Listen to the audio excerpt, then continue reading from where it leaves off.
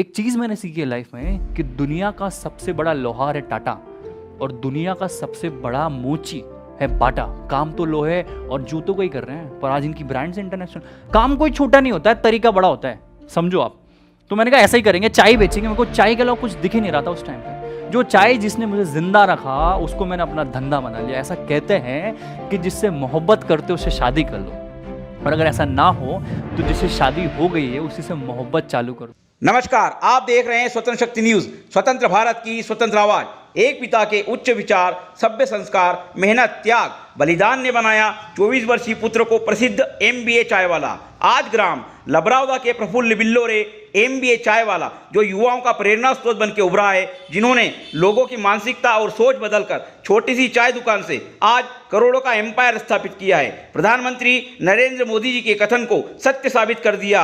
आज हर युवा डिग्री लेकर नौकरी के पीछे भागता है, जिससे बेरोजगारी जन्म लेती है, क्योंकि लोगों ने शिक्षा प्राप्ति का उद्देश्य नौकरी प्राप्त करने के लिए बना रखा है, जो गलत है, जिससे बेरोजगारी फैलती है, देश प्रदेश का विकास रुकता है। युवा भारत देश की धड़कन है। युवाओं को देश वो सरकार से लेने की बजाय व्यवसाय बिजनेस कर देश हित में टैक्स देने की सोच रखनी चाहिए, तभी देश, समाज व व्यक्ति का विकास हो सकेगा। शिक्षा का उद्देश्य नौकर बनना नहीं, बल्कि बिजनेस व्यवसाय कर अन्य लोगों को रोजगार देना होना चाहिए। आज ग्रामीण परिवेश से निकलकर राष्ट्रीय स्तर पर अपनी साख 24 वर्ष की उम्र में स्थापित करके प्रफुल्ल बिल्लोरे ने युवाओं को संदेश दिया है कि कोई भी बेरोजगार नहीं होता है। देश में अनेक व्यवसाय धंधे हैं जिनसे युवा रोजगार कर अपना तथा अपने परिवार का नाम रोशन कर सकता है। मतलब यह है कि देश में इतने रोजगार व्यवसाय हैं कि बेरोजगार नाम की कोई चीज़ होती नहीं है। कोई भी मीठा फल सुंदर तब बनता है जब फल पैदा करने वाला वृक्ष सुंदर व मीठा हो। इसी प्रकार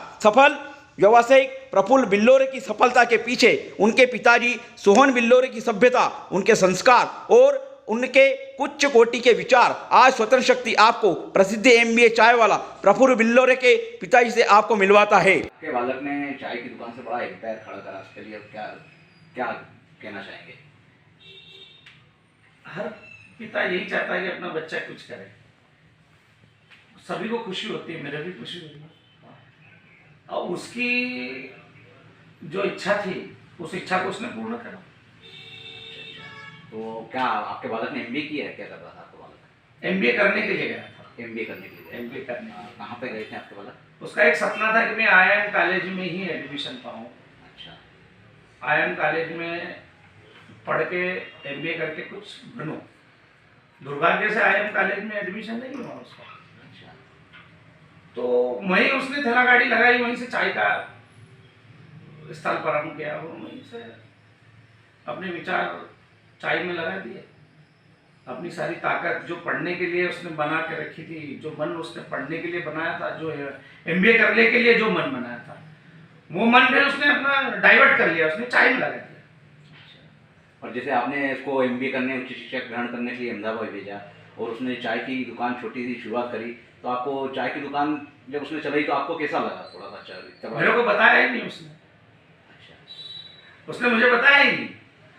मेरे को बोला उसने कि पापा मुझे कोर्स करना है, मुझे 8 से 10 हज़ार रुपये आप मेरे अकाउंट में डाल दो। मैंने कहा ठीक है, हर बाप पिताजी डालते ही अपने बच्चों के ऊपर, पैसे देते ही है ना, मैंने भी दिए, मैंने दे दिए। मेरे को तो किसी ने नहीं बताया, मेरे को बहुत समय बाद पता चला कि ये चाय बेचता है। और जब आपको पता चला कि ये पढ़ने गया था, MBA करने गया था और चाय की गुमटी या चाय का बिजनेस कर रहा है, तब आपको कैसा लगा? क्या प्रतिक्रिया थी आपकी? मन में एक प्रकार से खुशी थी कि अपना बच्चा अपने पाँव पर खड़ा हो रहा है, पर दुर्भाग्य थोड़ा सा ये लग रहा था कि आज जो समाज है और सब लोग जो बोलते हैं, कहते ना कि ताना मारते हैं, तो मेरे को भी ताने मारेंगे, यार इनका बच्चा, अरे कहीं है वो तो वहाँ चाय बेच रहा है। उससे भी मुझे दुख भी हुआ। मैं उसको कई बार बोलता भी था कि बेटा यार मेरे को ऐसा बोल रहे हैं, मेरा अपमान भी हो रहा है, लोग मुझे तरह तरह की बातें बोल रहे हैं कि आपने बच्चे को वहाँ पढ़ाया। हमारे एक माली पास में कथा है, छोरा के वहाँ भेजियो और वो तो चाय बनेगी। बहुत सारे लोगों ने मजाक उड़ाई। उस मजाक को भी मैंने घूट टर्न समझ के पी लिया कि यार बच्चों को आजकल डांटना नहीं चाहिए, उनके मन के काम को करना चाहिए। और मैं आपके चैनल के माध्यम से सभी माताओं पिताओं को एक मैसेज देना चाहता हूँ, पेरेंट्स को मैसेज देना चाहता हूँ कि अपने बच्चों की भावनाओं को समझे, उनकी भावनाओं को समझकर उनका सहयोग करें। संघर्ष के दौर को आपसे साझा नहीं किया था? बिल्कुल नहीं किया। वो इसलिए नहीं किया उसने कि मेरे पिताजी पहले से ही बहुत परेशान है और मैं परेशानी देना नहीं चाहता, और मेरा कर्तव्य है कि मैं पिताजी को सुख देने के लिए आया हूँ, ना कि उनको दुख देने के लिए। मेरी परेशानी मैं ही झेलूं, और स्वाभाविक तौर से हर व्यक्ति को अपनी परेशानी स्वयं झेलना ही चाहिए। निवास स्थान कहाँ पे आपका सर? मैं एक बहुत छोटे से गांव में रहता हूं। मेरा निवास लबरौदा में है, जो धार जिले का गांव है। उस गांव में मैं निवास करता हूं, और वहीं से प्रफुल्ल की पढ़ाई हुई। फिर वो धार आया, धार एक प्राइवेट स्कूल में उसने पढ़ाई करी। फिर यहाँ से सीधे उत्कृष्ट स्कूल में उसने पढ़ाई करी, और पीजी कॉलेज से उसने अपनी कॉलेज वाली पढ़ाई करी, और फिर इंदौर चला गया। इंदौर से सीधे अहमदाबाद गया। बड़ा मन दुखी था उसका, कुछ करने के लिए उसके में अंदर जज्बा था, उस जज्बे को करने के लिए तो सर आपके लड़के ने उस कहावत को सिद्ध कर दिया कि कोई सा बिजनेस छोटा नहीं होता।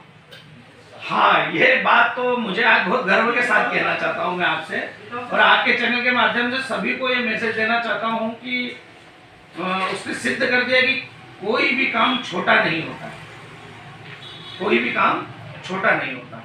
आदरणीय प्रधानमंत्री नरेंद्र मोदी जी ने बेरोजगारों को एक संदेश दिया था, हाँ, कि देश में इतनी नौकरियां नहीं है जितने बेरोजगार, तो बेरोजगारी मिटाने के लिए, आत्मनिर्भर भारत का निर्माण करने के लिए हर व्यक्ति चाहे पकौड़ा तल सकता है या छोटे स्तर का कोई सा भी व्यवसाय कर सकता है। तो उनके इस कथन को सत्य साबित कर दिया प्रफुल्ल जी ने। ये माननीय प्रधानमंत्री जी की जो सोच है आत्मनिर्भर भारत, ये उन्हें एक अपना नारा चलाया। उन्हें लाल किले से भी उन्हें इस मैसेज को सभी जन को दिया, पूरे भारत के नागरिकों को दिया। और मैं भी आपके चैनल के माध्यम से देना चाहता हूँ कि बेरोजगार इतना सब कुछ पढ़ने के बाद क्यों रोड पे बैठते हो, कुछ करने का प्रयास करिए। कोई भी काम छोटा बड़ा नहीं होता है, और देखो मुश्किल तो हर काम में आएगी। आप पढ़ाई करोगे तो मुश्किल आएगी, खेती करोगे तो मुश्किल आएगी, आप कोई सा भी बिजनेस करोगे परेशानी आएगी, और बिना परेशानी के आपको उस कार्य का फल भी नहीं मिलेगा। तो बेरोजगारी में क्या है, आप कहीं धरने पे बैठ जाओगे या उत्पात मचाओगे या आंदोलन करोगे, उस आंदोलन से और उत्पात मचाने से क्या होगा। अपने अंदर इतना कॉन्फिडेंस पैदा करो कि मैं स्वयं कुछ करूंगा, और ये मेरे बेटे ने दिखाया। ये आज मुझे करोड़ों का टर्नओवर का बिजनेस स्थापित किया है इनने कुछ इस चाय की दुकान से। मैं आपको एक सत्य घटना बताना चाहता हूँ। मुझे सब धार में पहचानते हैं, आप लोग भी सब मुझे जानते हैं। मैं एक ही बात कहना चाहता हूँ, मैं मेरे बच्चों से किसी भी बारे में कोई डिस्कस नहीं करता। आप कितना कमा रहे हो, कितना आपका टर्नओवर है, क्या कर रहे हो, मुझे कोई सर करोड़ों में जो सुनने में आया हाँ, सत्य वचन है, वो कुछ करता है। जितने चैनल वाले बता रहे हैं मैं उनको भी मान्य नहीं करता, पर वो जो कर रहे हैं अच्छा कर रहे हैं, और पहले से काफी बेहतर कर रहे हैं। और मैं तो मेरे बच्चों को एक ही सलाह देता हूं कि बेटे सब कुछ करना, पर ऐसा कुछ नहीं करना